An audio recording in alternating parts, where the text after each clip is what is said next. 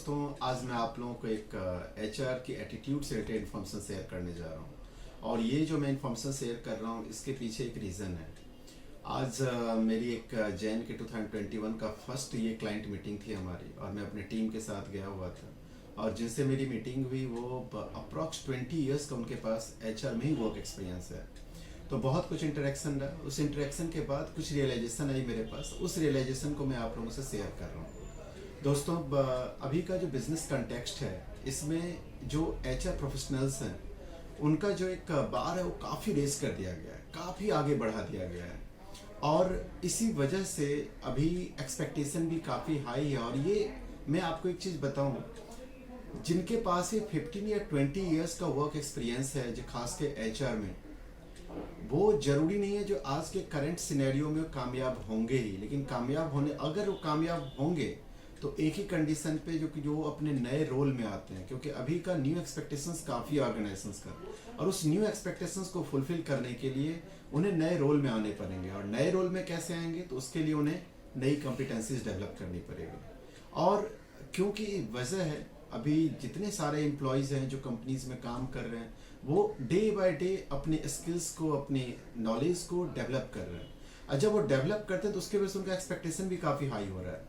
और जब expectation high हो रही है तो उससे बिजनेस पे इम्पैक्ट पड़ता है, और बिजनेस पे इम्पैक्ट पड़ रहा है तो एचआर भी उससे दूर है, एचआर पे भी इम्पैक्ट पड़ रही है। और इसीलिए आज की जो एचआर प्रैक्टिसेस है वो बहुत ही ज़्यादा इनोवेटिव हो गया है, बहुत ही ज़्यादा इंटीग्रेटेड हो गया है। और फॉर दिस रीज़न ओनली जो अभी एचआर प्रोफेशनल्स को भी अपनी एटीट्यूड में काफ़ी कुछ चेंजेस लाने पड़ेंगे। और वो क्या है, अभी दोस्तों, अभी देखिए, अभी का जो भी एचआर प्रोफेशनल्स हैं उनको दो चीज़ें मैनेज करनी पड़ती है। एक तरफ उन्हें ऑर्गेनाइजेशन को टेक केयर करना है, और दूसरी तरफ उन्हें एम्प्लॉयज़ को टेक केयर करनी है।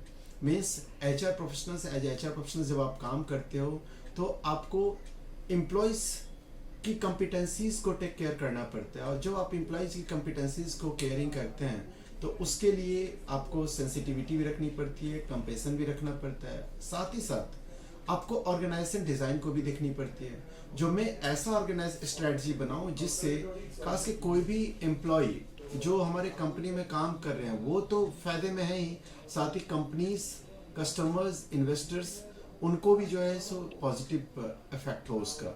तो इसका मतलब एक एचआर डिपार्टमेंट को आज के समय में एक बिजनेस, मतलब देखा जाए तो HR department is also operating like a business within the business with a clear strategy and goal. मतलब ये एक चीज़ें अभी है जो कि आप जैसे एक बिजनेस हम स्टार्ट करते हैं तो बिजनेस में अगर स्ट्रेटजी नहीं है, हमारी गोल नहीं है, तो हमारा बिजनेस आगे सक्सेसफुल नहीं होगा। वैसे एचआर डिपार्टमेंट को भी अब जो ऑपरेट करना पड़ता है, उन्हें क्लियर स्ट्रेटजी रखनी पड़ती है, उन्हें क्लियर जो है गोल सेट करने पड़ते हैं। तो कहने का मतलब HR department is operating like a business within the business.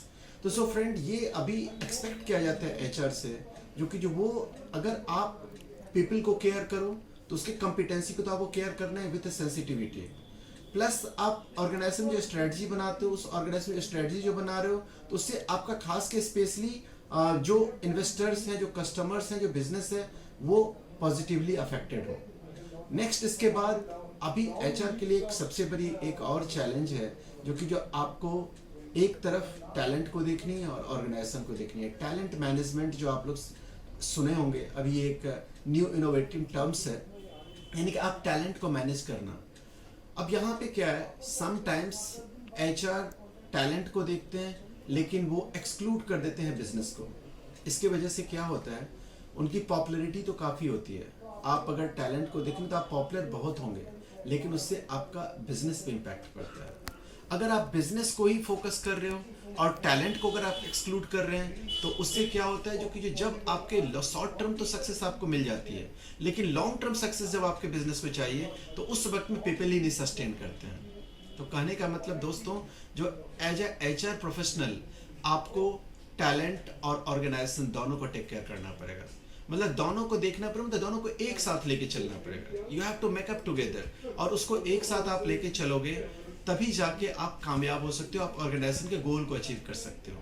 आज अगर हम टैलेंट को फोकस कर रहे हैं, टैलेंट को लेके चल रहे हैं, अगर आप देख लीजिए कोई भी ऑर्गेनाइजेशन विदाउट टैलेंट सस्टेन नहीं कर सकता है। कोई भी और टैलेंट भी, अगर मान लीजिए कोई ऑर्गेनाइजेशन, अगर आप प्रॉपर वे में ऑर्गेनाइजेशन डिज़ाइन पे अगर आप वर्क नहीं कर रहे हो, प्रॉपर ऑर्गेनाइजेशन का आपने स्ट्रक्चर नहीं सेट किया है, पॉलिसीज नहीं सही बनाया हुआ है, तो उससे क्या होगा, आपका टैलेंट नहीं सस्टेन करेगा। अगर टैलेंट को आप फोकस नहीं कर रहे हो, उसकी कॉम्पिटेंसी को आप केयर नहीं कर रहे हैं, तो उससे क्या है, ऑर्गेनाइजेशन डिलीवर नहीं कर पाएगी।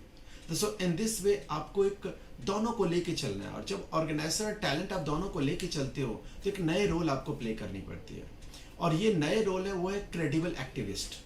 यानी कि as a HR, if you want to manage talent and organization both, and you want to bring the productivity in the organization, so then you have to play the role of the credible activist.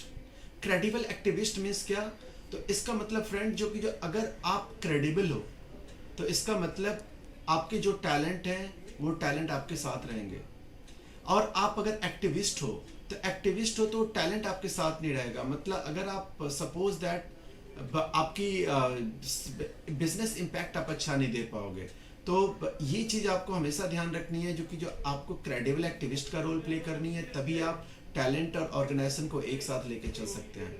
आपकी talent, अगर आपके पास talent management आप अच्छे से manage कर रहे हो, तो your organization is going to be productive. और ऑर्गेनाइजेशन, अगर मान लीजिए आप ऑर्गेनाइजेशन को एक्सक्लूड कर रहे हैं, ऑर्गेनाइजेशन को ध्यान ही नहीं दे रहे हैं, तो फिर उससे आपकी अनपॉपुलरिटी होगी और बिजनेस पे इम्पैक्ट आ जाएगा।